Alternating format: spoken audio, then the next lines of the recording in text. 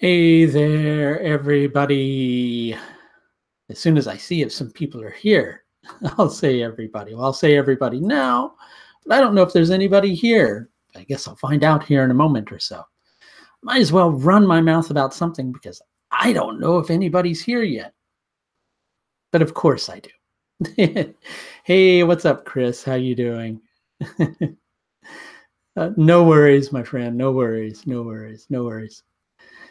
Okay, just waiting for people to get here. While we're waiting for people to get here, if people have basic astrology questions that they are looking for information on, you can feel free to ask, and I will endeavor to answer. I have some specific topics I want to talk about tonight, but I don't want to go deeply into it just yet until I know that there's a lot of people here. Okay. So if you have some questions of your own, you can use this time to ask them. Please try to refrain from asking questions about your own horoscope. Okay. So hello to all who are saying hello. So thanks for joining. Thanks for always joining live. It's really appreciated. Otherwise, I'd just be talking to a camera. And when I'm not doing live, then then I am talking to a camera. Okay. Okay, so how to interpret around Jesus, 12th Lord and 7th Lord, Scorpio, Ascendant. Yogas, I don't want to go too deeply into yogas because I'm going to go into yogas here in a bit, because really, and that's a good question for that. So I'm going to I may not answer your question about those specific houses directly, but I'll let you know how to know whether you're going to have more of the positive effects or the negative effects of a horoscope. And somebody's also asking, under what yogas does a person marry or divorce? Well, one thing I do want to kind of share, which is things in astrology are not just limited to yogas. And I think that that's important to remember too. But actually, we're going to address yogas today as part of the conversation. So I'm going to kind of, like, for lack of a better way to put it, hold my thunder here just a little bit so that I can go more deeply into that. And I want to wait until we have like a good 15, 20 people here, so I don't start and stop and start and stop over and over and over again. Okay. But any other questions aside from yogas we can go into?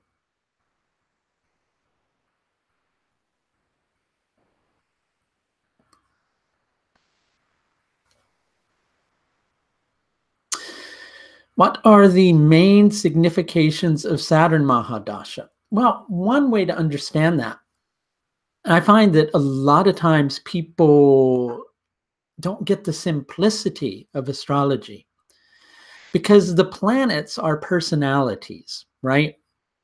So if you want to know things like the characteristics of a particular dasha, you have to know the characteristics of the planet that's involved. Like Saturn. Saturn's very slow moving. Saturn's also downward looking. Okay, so when planets are downward looking, they get very deeply involved in their processes to the exclusion of other things. Saturn's also very narrow in the fact that it's downward looking. And so what does that mean? Well, basically the houses that Saturn rules in the horoscope, Saturn is so narrowly focused on those particular houses that he will quite literally separate the individual from everything else that Saturn influences in the chart, unless Saturn is Mula Trikona or in his own house or exalted. Any other dignity aside from that, he will separate planets he influences by Rashi aspects, and equally that he influences by conjunction. And mainly, that's just because there's not enough time for what the energies of those planets Saturn separating from represent, because Saturn has to focus on his own agenda. So Saturn's very narrowly focused on what's all about him. And you can call that selfish, or you can call that being very focused. And so during Saturn dashas in general, you'll likely find that whatever Saturn rules in your horoscope, that becomes the point of focus, the point of discipline, to the exclusion of everything else. Okay. And when you go into the Antardashas, if Saturn happens to be conjuncting those planets or Rashi aspecting those planets, you may find some difficulties unless you're someone who has a Mula Trikona Saturn in its own house, or an exalted Saturn. Okay. So we're getting some more people here. Okay. So let's see. What other questions do I want to go into here? I'm trying to pick questions that are short in topic. So that's a hint to everybody. Okay. I may not go into long, deep questions, so to speak. All right. That will involve a lot of time, because I have some specific things that I want to talk about tonight. Maybe I could actually go straight into that, and then we can kind of open back up to some questions afterwards. I wanted to talk a little bit, maybe a lot. We'll have to figure out which, about the multi-dimensionality of astrology and what that's all about. Okay, so what do I mean by that, right? Well, obviously, it's a simple word, isn't it? Multi-dimensionality, but it's such a vast word because it's got so many different layers to it. Okay, so in astrology, things are always happening on several different layers. But we miss that. And quite often we'll get focused on one of those particular layers, right? So for instance, most people think of the 7th house as representing marriage, but really it's more of the 9th house. And so if we're in a period of time where there are 9th and 12th house factors both active, it can bring some distance from one spouse. It can also bring a connection to more deeper spiritual philosophies. It can bring all those things all at the same time. It can bring up memories of your parental influences, because the 9th is the parents and the 12th is ancestors. And you'll find all of those things are all happening simultaneously. And that's really wonderful, because all those things have a connection. They have a connection that's very particular and specific as per your own individual horoscope, different than other people's horoscopes, right? So sometimes we can see certain things that are in our horoscope and we can go, okay, well, I can see that at this time, this might happen. I'm going to focus on not letting that happen. Okay, so then you put your mind, you put your effort, you put your energy towards focusing on not making that happen. So let's say, for instance, right, you see that there's a period coming up that could indicate divorce for you. So you go, okay, well, I'm going to make sure that I focus on my relationship during that time and really focus on trying to keep that together. Even though it might put me through a lot of hardship, I'm going to focus on that. Well, you can do that. You can make those decisions. You can most definitely focus on that and go, I'm going to stay in this relationship unless my spouse wants to divorce, and it goes that way anyway, right? So if it's something that's under your influence on a certain level, you can make those decisions. But then you may see that that energy becomes stronger in one of those other areas, such as your parental influence, your connection with your ancestors. And of course, that has to be indicated in the particular Varga chart. So in terms of ancestors, that's also the Dwadashamsha chart. But if it's showing in the Dwadashamsha chart too, that's another layer that it's happening. So then that becomes more prominent, right? So everything is happening all at once with astrology. Everything's happening all at once. And that's something that's really wonderful. And our minds cannot focus on that all at once simultaneously. So we need an area of our life to play out a shift in philosophies or a shift in beliefs, 9th and 12th house related things, re-examining our connection with our ancestors and our parents, 9th and 12th house things. And so we may take it and we project it onto our relationship while it's really all those other things that are going on. Or we may take our divorce and project it onto our parents, right? Because we can only find ourselves focusing on one individual thing, sometimes two, sometimes three, but it's all happening at the same time, and it's very difficult to sort through. That's where astrology can really help individuals, because when you're kind of stuck in the middle of it, you can't see any of that. All you can see is the one thing that you're contacting the astrologer for, such as, am I going to get divorced? When is that divorce going to happen? When am I going to make a lot of money? I'm having financial problems. So you're going to contact the astrologer for that one thing. But that astrologer is going to see several different other things beneath the surface. Okay, so it's important that those other things are touched on, but it's equally very important that the astrologer, in his assessment of your horoscope, does not make predictions that you didn't really ask for. Okay, because the astrologer is taking on responsibility in that instance that he has to be careful about taking on responsibility for, and giving you information that you may not be ready to hear. And that's something that should be guarded against. But all the other stuff that's beneath the surface, like the karmic reasons as to why you're doing this, the things in your past as to why you were doing this, all those subtle threads, those are very important. And it's helpful to let your astrologer go to that space. By the way, if anybody's interested in scheduling with me, I should mention that I do have some slots available next week. I'm going to drop the link into the chat window over here before we get back into our conversation. Okay, there we go. So beneath the surface of all of that, are the nodes, Rahu and Ketu. Here's something that's really interesting. If you think about what the nodes really are, I want somebody to, who out there knows what the nodes really are astronomically, type me or yes in the chat window, okay? I want to see how many people know that, but I'm going to go into it anyway, okay? So we have the path of the sun. As the sun goes from winter solstice, if you're in the northern hemisphere, or if you're in the southern hemisphere, that's summer solstice, right? As the sun moves, we should say south to north and back again. Well, the sun, as it's making that direction, appears to move like this. Obviously, you know, we're the one that's rotating, but it appears that the sun is moving. So that's the path of the sun. Well, the path of the moon is about 5 degrees off that path of the sun, which means that there's a couple of points where they're going to intersect each other. Those two things are going to intersect each other in the horoscope at a couple of different points. Sorry, I got distracted by somebody's comment over here.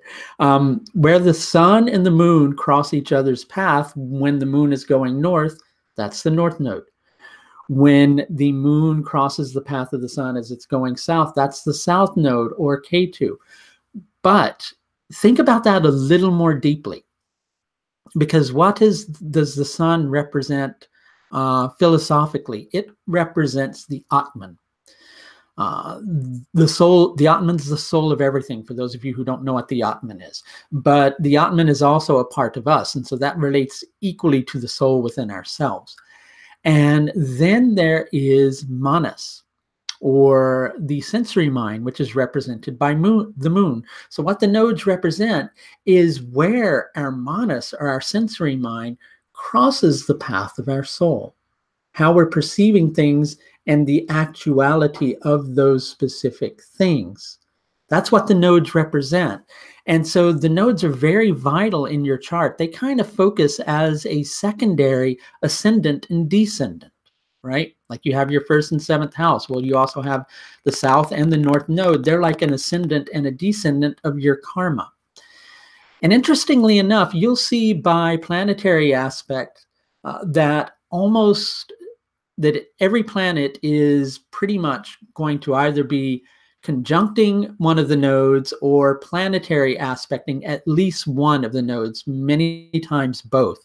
So the nodes act as a filter for all that planetary energy, and they channel it along certain lines that relates to your own individual karma. And that Ketu Rahu nodal axis is not just happening in your Rashi chart. It's not just happening in your Rashi chart. It's happening in your Hora chart. It's happening in your Drekana. It's happening in your Chatratamsha. It's happening in your Saptamsha ad infinitum. It's happening in all those divisional charts.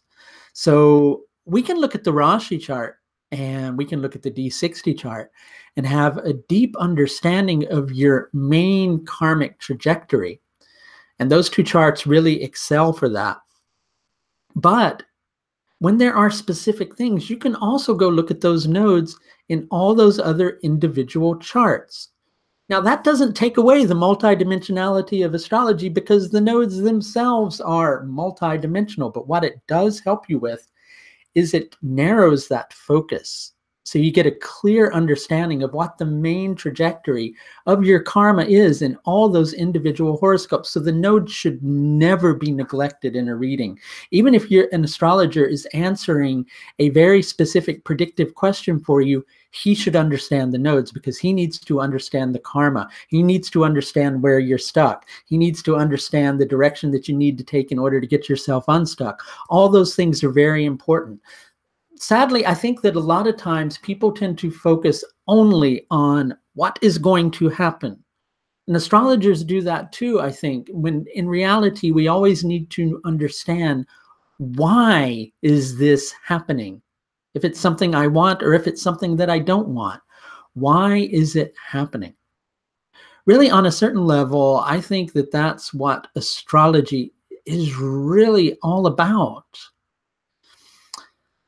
We can use it for prediction. We can definitely use it for prediction. We shouldn't say you shouldn't use it for prediction.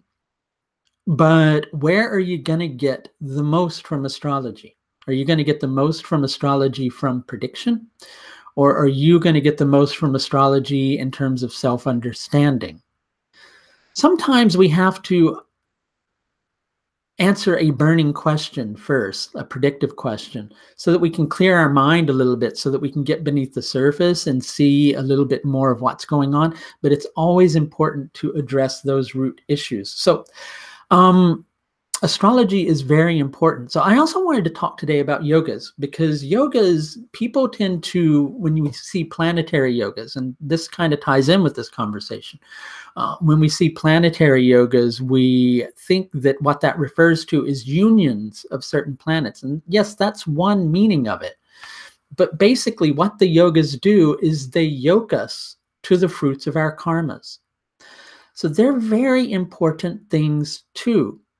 But sadly, most of the time, people look at them, use them to interpret their chart without fully understanding how to determine whether a yoga is going to bear its good fruits or its more difficult fruits. And there are some yogas, especially the 144 bhava yogas that Parashara gives us, that do a little bit of both. Right? They'll give some good effects and some difficult effects. So you have to know, well, am I going to get more of those bad effects or am I going to get more of those good effects? Well, that comes through understanding how to qualify yogas. And I do want to mention that I am going to be starting a course on that that starts this spring on the 10th of March. And if you're interested in registering for that course, there is actually a 15% discount that is available to people if you register before the 14th of December. You can register for that course by either by paying by trimester, or you can register for that course by paying in full. If you register by trimester for the course and you take advantage, sorry, I'm just trying to copy the link for everybody, and you are taking advantage of the 15% discount that is available, you will get the 15% discount for all subsequent trimesters as well. Then you get the 15% discount if you pay for the course in full, obviously. Okay, so what are we going to cover on this course? How to properly qualify yogas, which is a combination, and I'm going to kind of give you a simple hint about it, but just giving you that simple hint isn't going to tell you how to do it, really. It's a combination of basically understanding Uchabala, and understanding Uchabala gives the potency of the planet, like Is it exalted? What's its potency? What's its strength? Chestabala, which helps you to understand kind of like the confidence of the planet, which is also a very important thing. Shubha, the planets Shubha and Ashubha, which basically relates to the planet's merit. Does the person have good merit from previous lifetimes in association with that planet? In addition to Digbala. And you have to kind of take all these things, combine them, but equally understand each individual component so you know where the planet's weak. So if you want to take better potential of that planet and the yogas that it's created, that it's creating, I should say, you have some clues in regards to how to do so. So if you're interested in registering for this course, I've just placed the link in the window for anybody who's interested. You don't need a discount code to get the 15% discount because the fee is already discounted on the page. But we're going to learn how with that particular formula, how to properly qualify yogas. Plus, we're going to learn some of the best yogas that are really tried and tested and give excellent results almost all the time, because, you know, really there are a lot of yogas that are out there that are not as good as other yogas. They're not as reliable, and we want yogas to be reliable. But it's quite annoying often that we see a yoga in our chart that shows promise of something, and we get attached to that promise. Right? And we know that Dasha is coming up, like for instance, a yoga for success. And I just did a video on this the other day, or a yoga for wealth. And we go, right, that Dasha is coming up. And basically, I know I'm going to have this time of financial stability coming up. And you start thinking about how you're going to spend all this money that you're going to make, and you get a slight pay raise, and that's it. Okay. And you go, ugh. God, I had such expectations. And maybe that's a lesson in and of itself, is we need to be cautious with expectation, because you need to understand that even if you go to an astrologer for prediction, you need to understand attachment. You need to understand the concept of attachment. So if we get attached to a certain result, sometimes we can be let down. But basically, if you know how to qualify yogas in terms of, is it going to produce things strongly or weakly and just a little bit? If a yoga has good and bad indications, which am I going to get more of? And sometimes you can find that you're looking forward to all these good indications of the yoga, and it actually brings more of its bad results because it's weaker than it is stronger. And those are things that we need to understand and that can't be discerned simply with planetary dignity. You're not going to get as clear of an answer. But if you take those particular things and you combine it with things like the Baladi Avastas and the Jagradati Avastas, then you have a formula for working with planetary yogas that works excellently. Okay? There are a lot of really powerful yogas. So yes, the 9th Lord conjunct the 10th Lord can be a powerful yoga. Yes, yogas do work better at certain ages, especially when the planet's becoming mature.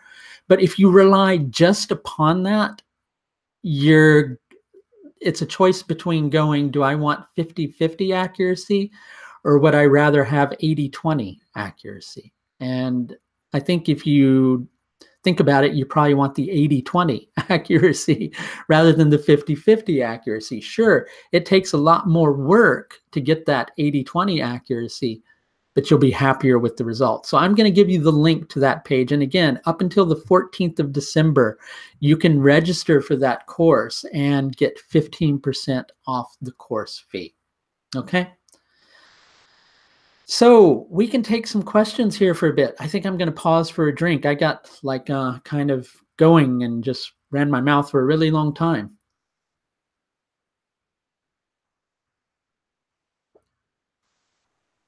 And so, yeah, if you watch the recent video I did on planetary yogas, which was a bit short, I must admit, you'll see like how much can happen through understanding the strength of planetary yogas. The video I did was on Jim Morrison's chart, and his moon had 24 points of strength in contrast to a very minute portion of producing bad effects.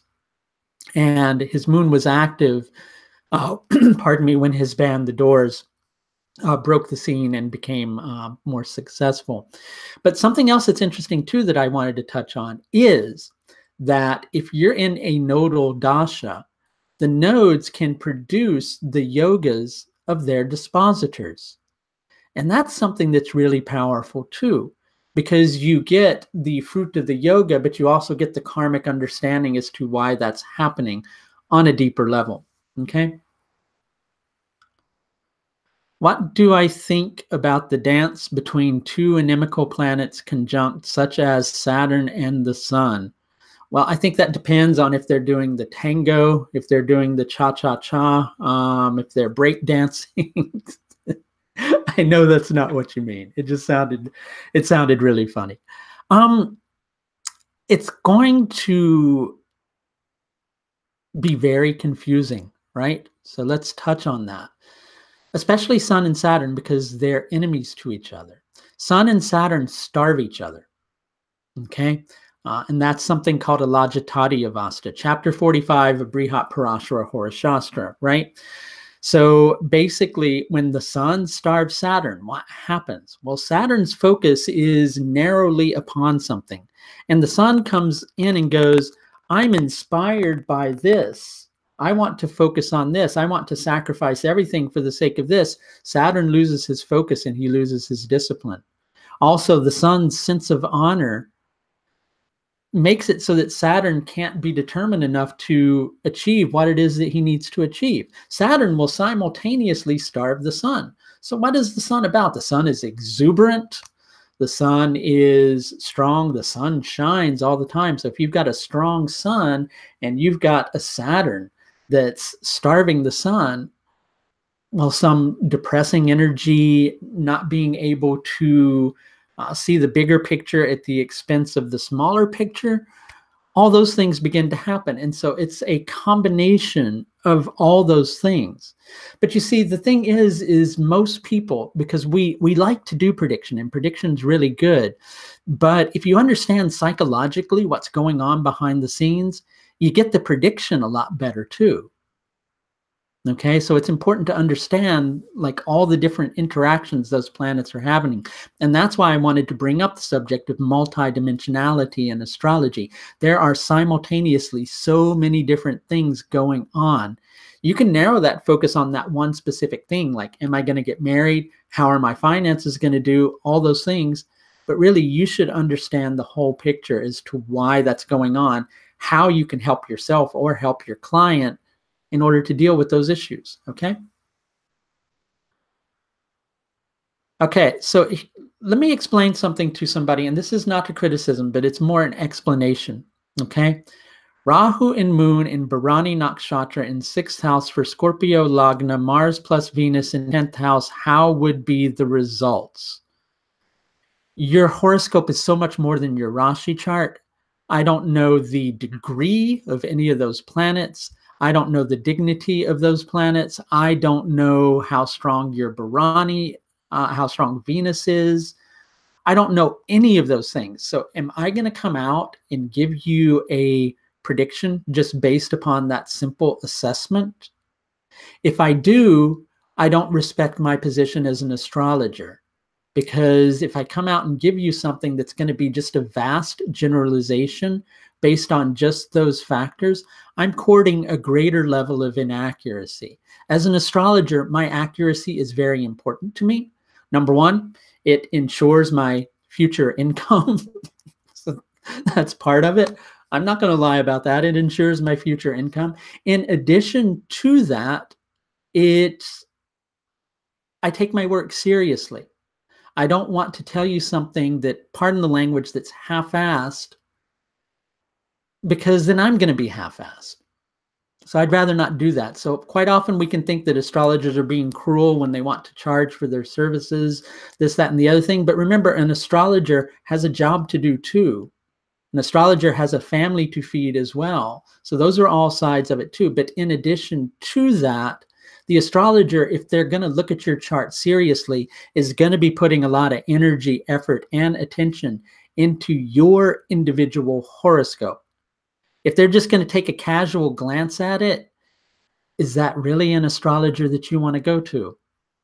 I guess it's a matter of choice and a matter of opinion, but think about these things carefully before you ask an astrologer to look at things based upon just one or two planet combinations in your chart. And I get it.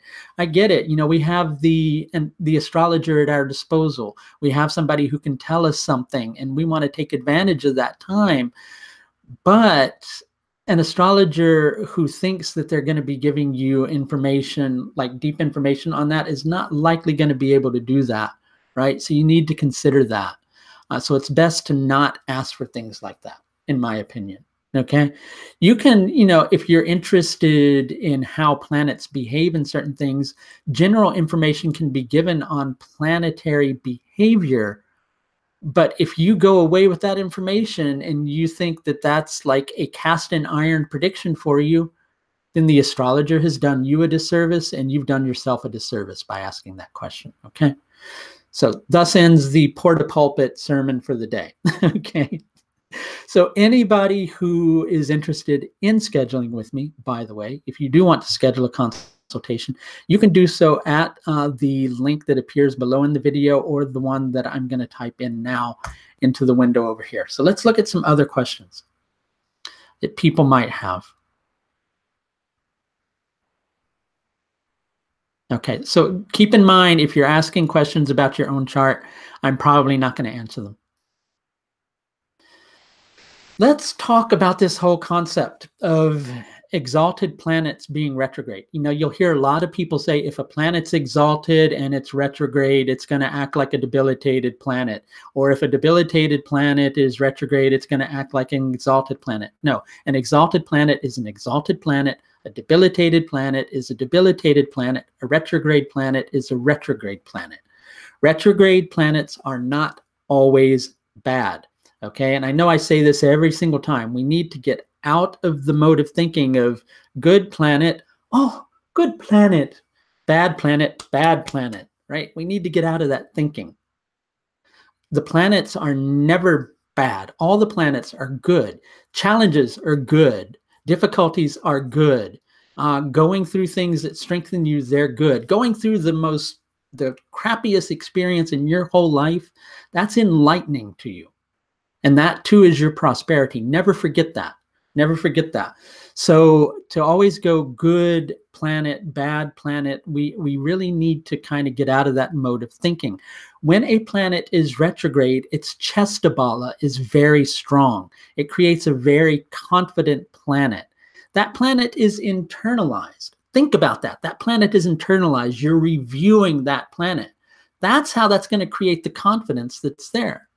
If that planet is debilitated, those processes of internalization, they may be a little more difficult. It doesn't make it an exalted planet. Simultaneously, if a planet's exalted and it's retrograde, and you're going through this process of review, or let's say we're looking at Mercury, you're reflecting upon whatever Mercury is relating to or touching on in your horoscope. You're reflecting upon that, you're intuiting that. If that planet's exalted, it's going to be stronger in those processes. Right? Sure, you might get frustrated that it's not giving you the cake and cookies and manna from heaven that you're wanting it to do for you, but life ain't just about that stuff. It's not. Okay? The sooner you remember that, the sooner you'll have a more meaningful life. Okay? So let's see what else we've got here. Okay, if the sun is a depleted planet, would it make the whole chart weak? No, but here's something. So that's a good question. If the sun is a depleted planet, would it make the whole chart weak? Well, I guess it would on a certain level, but what would do even more so is the Atmakaraka. Because the Atmakaraka is the king.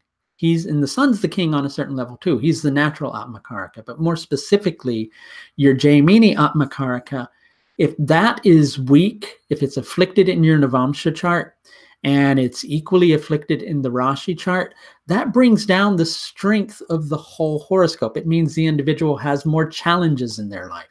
But if those planets are strong, then the challenges that come along, the individual is going to be more, they're going to be more ready for those changes, right?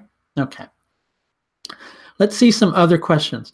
Rahu Ketu performs as per nakshatra or rashi, both. Both. They perform as per nakshatra, they perform as per rashi, they perform as per bhava, they perform as per their dispositors, they perform as per their nakshatra dispositors, and they do that in every single divisional chart with a differing degree of strength and weakness. That's a lot to analyze. That's why when you go into Rahu Dasha, you're so damn confused, okay? Because it's just the nature of those periods. Okay, I can probably stick around for another 10 minutes. Let's see what else people have to ask. You see, going into how would Venus in Mrigashira in Pada 1 act in relationships while Mars is in Kritika in Taurus? Well, there could be a deep desire for truth, believing that truth is very important in the relationship, but a lot is going to be determined by what Venus rules in the horoscope, the Baladi and Jagradati avastas of Mars, the Baladi and Jagradati avastas of Venus, the Shadbala of all those planets. That's why I don't usually go too deeply into those things, because going deeply into those things and going deeply into yogas, it all requires time and attention and effort to do it accurately. So do you want to sit here while I look at the strength or weakness of your planet in the horoscope and I'm just quiet gazing at a chart? Probably not, okay? So I'm not ignoring your question, but I can only really give you a general answer. So Mrigashira Nakshatra creates a tendency for longing. That's one side of it, but it also wants to take things apart and put them back together again all the time. So it's like looking for the deepest truth in a situation, but that's just a vast generalization about it, okay? So really study the Baladi avastas and Jagradati avastas, right? Learn how to work with those. Learn as much about every single thing in astrology as you possibly can. Rahu and Ketu Gandanta. How strong is Mercury?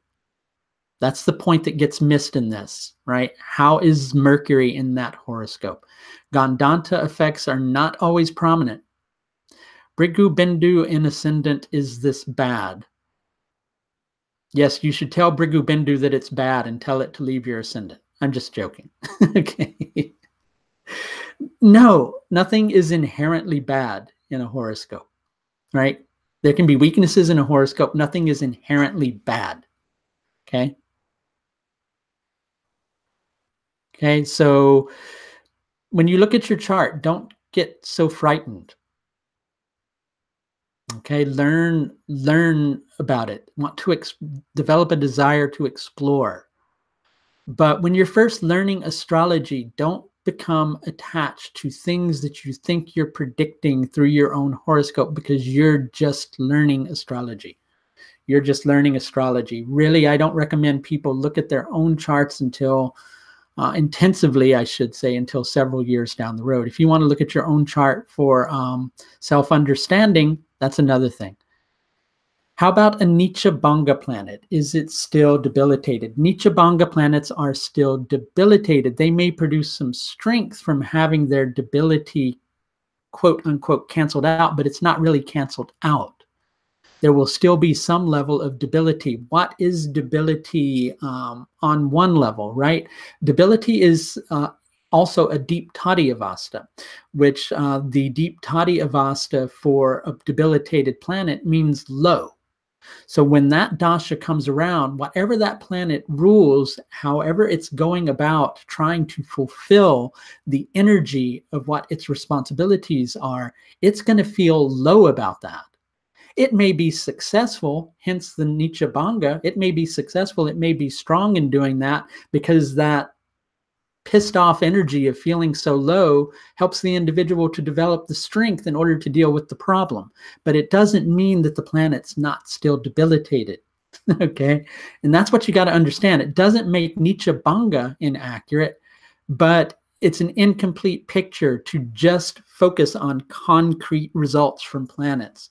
You also have to look at the planet on a deeper level, You have to look at what's going on. I know you may mean for mundane affairs regarding Rahu and Ketu's positions right now. It's going to be different for each particular individual. Gandanta points, I'm not big on believing that Gandanta points all on their own create difficult results. I believe you have to understand that there's a shift in energy. It's all how the global consciousness handles that energy. I don't spend a lot of time on mundane astrology because I'd much rather help the individual. I'd rather act locally in order to affect globally because I feel like I can make more of a difference that way. I believe it's important to handle things from the individual on up, so I don't really go too deeply into that. So I take on board what you're saying. But it's really kind of determined by the individual mundane charts of each individual country. And so again, you can't really go too deeply into that. Rahu and Ketu in the 1st, 7th axis in the D9 chart, is it bad for marriage? That depends on your 9th lord. It depends on the strength of Venus in your Navamsha chart. It depends on all the other planets that have marriage agenda in your horoscope and how strong they are, the dashas that you're going through, those all kind of play into the equation. What Rahu and Ketu in the 1st and 7th axis will be about is you may have a big attachment to being in relationships. And so in this lifetime, you may be learning how to be more aligned with yourself. But that doesn't mean you can't still have successful relationships. You can't do astrology that way. You can't expect to like understand your life fully with constant high accuracy just through understanding 1 or 2 planets, right? But let's go back to yogas here for a moment. Why are yogas so good? I actually like that people get into yogas, but I want people to be able to qualify yogas too. Because when you know how to qualify yogas, what yogas do is they teach you so much about astrology. Because if you look at those yogas and you look at what those planets actually are, right? And you put it all together and you put the pieces of the puzzle together, you'll begin to understand through working with yogas how astrology really works, which is one of the reasons why I taught a fundamentals course this past year, and I'm making the yogas course kind of like a level 2 of the fundamentals course, because it helps to teach more of the fundamentals of astrology, but you have to know how to work with it correctly. Okay, let's see what else we've got here in the questions section. So we were talking about Rahu and Ketu in the 1st and 7th axis. So a lot of it depends on Rahu and Ketu's dispositors, a lot of different things, right? If that's something that you've got in your horoscope, I would suggest, if you're really wanting to know, scheduling an astrological consultation with me. You can actually do that through my website at the link that I'm going to give you now as I type that into the chat window. Okay. So if you want to investigate that in your own horoscope, you can visit the link that I just gave you. Okay, so I'm just kind of doing something here in the background. Please pardon me for being a inattentive host for a moment. Okay. Let's see some of the other questions that we may or may not have here. Okay, so let's scroll down and let's do this here. By the way, if you're interested in taking my yoga course, I know you guys get tired of hearing me talk about it, but I have to earn a living too. And I'll be honest about it, right? I'm going to put the link in the window here for you. So remember, you can register by trimester or in full at the link that I'm going to put in the window now. There we go. Parivartana yoga, is it overrated? It depends, again, on the strength of the planets that are involved or the weakness of the planets involved. When you see a yoga that's overrated, the reason it's overrated or it seems overrated to you is because you're encountering it most likely in a horoscope that the person's overrating the planets. Okay, so we overrate the planets. We think, oh, this planet's going to be strong because it's in a great friend sign, or oh, this planet's going to be strong because it's in a friend sign. But we're not looking at all the different things that relate to those planets and understanding them fully in order to determine, is this a potent planet or is it indeed a weak planet? So when planets don't have the, for lack of a better way to put it, the Shakti to produce the results, it's going to seem like it's an underrated yoga, so to speak. Okay. How do Parivartana yogas behave if they're both debilitated or in dushtanas? You know, a planet, especially if it's a malefic planet, it can thrive in a dushtana. Some planets can work better in dushtanas than others. So the dushtana thing is, sure, it's going to create a level of difficulty, but sometimes that gets blown way out of proportion. Parivartana yogas, if they're both debilitated, well, you also want to look at it that throughout the rest of the horoscope. Of course, the Rashi chart's important with that, but some areas of life it may be more prominent and stronger, and in other areas of life it can be weaker. But the Parivartana yoga, when it's between two debilitated planets, you would probably find, if it were a simple rule of thumb of it just being debilitated, which it's not, I'll say that already, you would probably find that it would be a bit weak. Okay, so let's see what else we've got.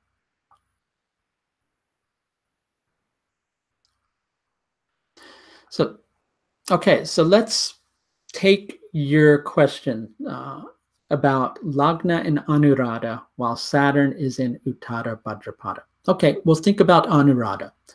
Okay, I'm just giving generalizations. I don't know the strength of Saturn. I don't know a lot of different things. I'm just giving generalizations. Please don't take this as being cast in iron energy about your horoscope, because I don't know your horoscope. Okay, so I'm going to say that. So when the ascendant is in Anuradha, okay, well, the individual can be prone to being very, very devoted, but they can equally be prone to having some boundary issues with other people. Both of those things can be there. When a strong Saturn's present, there can be a tendency for good judgment. That good, sound judgment helps the individual to tap into their potential.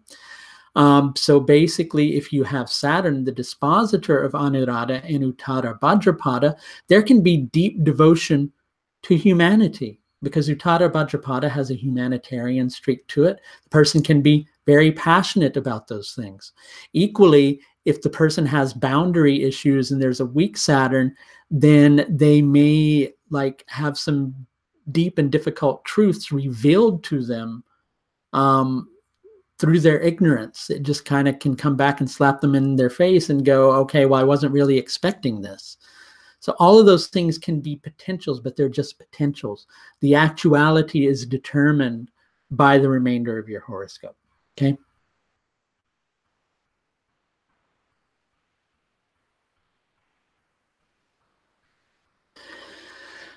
I find, in terms of understanding Prarabdha karma, you really need to look at things like that deeply in the Shastiyamsha. That will tend to reveal a lot of it. The sixth lord doesn't always reveal that. I don't think you can say that straight across the board. Equally, when you see a lot of planets saying the same thing, those are going to be the areas of life that are more difficult for the individual to break out of. Okay, so let's take maybe 1, 2 more questions, and then I'm going to have to go. Beginning to lose my voice, hence pulling out the throat lozenges. Okay. So let's see what we get here.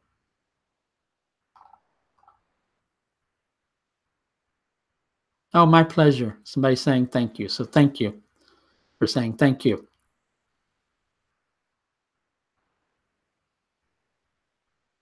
No problem. Happy to share with everybody. Okay.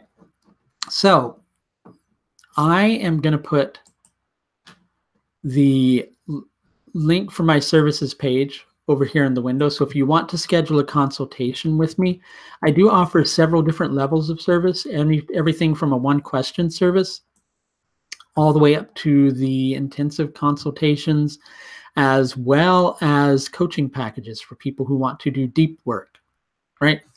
So let's put this here. And that is available for you. And in addition to that,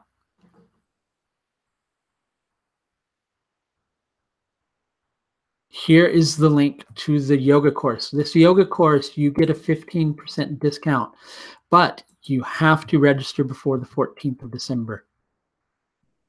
Okay.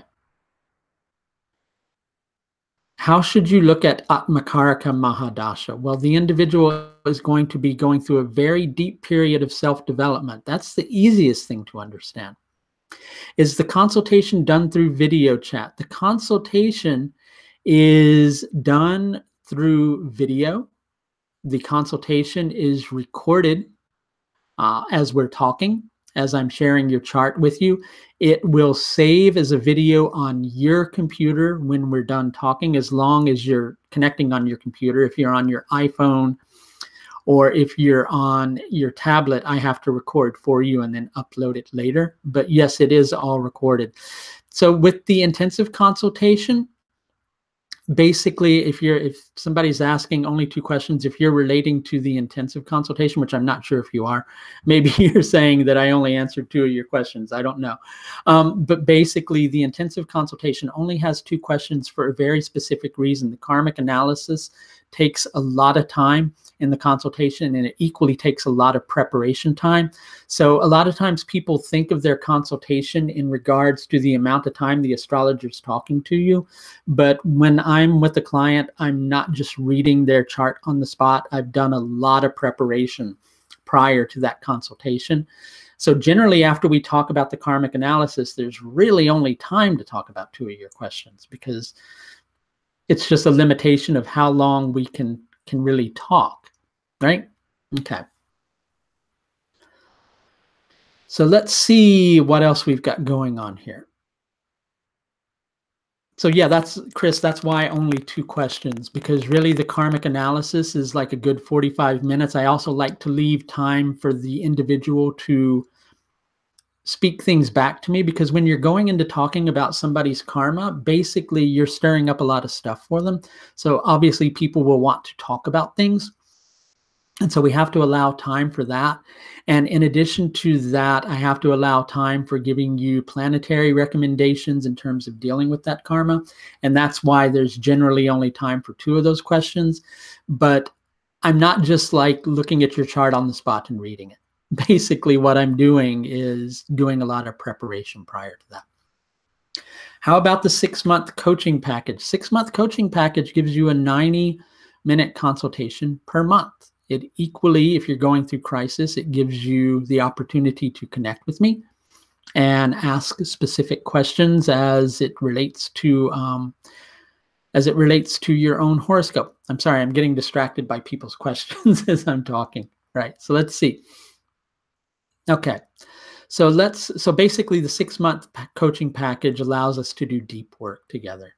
All the consultations do, but if you go through a prolonged package with me, we can go deeper. Okay, I'm going to leave it at that for everybody tonight. Once again, if you want the link to my astrological services page, if you'd like to schedule a consultation with me this week, here is the link for that.